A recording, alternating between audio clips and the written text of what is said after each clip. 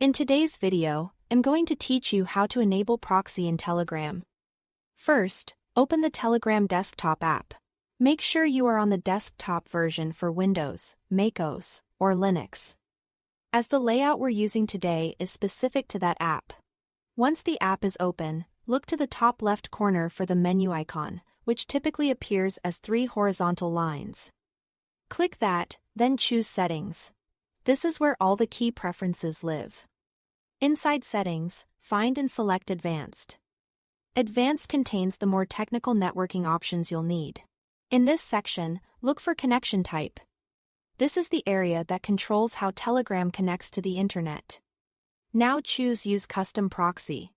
Turning this on tells Telegram to route its traffic through a proxy server you specify.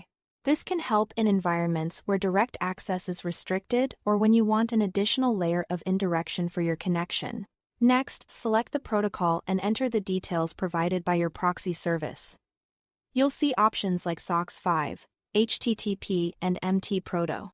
Here is a quick guide.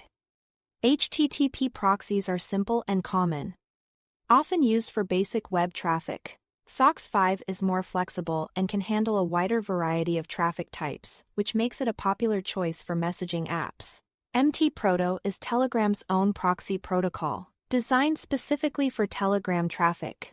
Depending on which one you select, you'll need to enter the server address and port number, and in some cases, a username and password. For MT-Proto, you may also need to provide a secret key. Type these fields exactly as given by your trusted provider.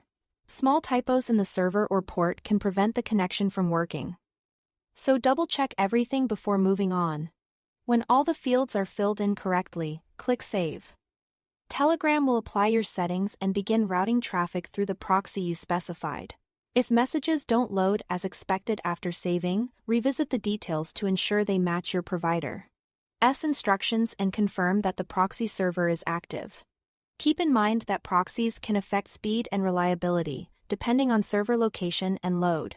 Choose a reputable provider and, when possible, a server geographically close to you for better performance. Also remember that a proxy is not the same as end-to-end encryption. It's an access and routing method, not a replacement for secure messaging practices. That's it. Thanks for watching.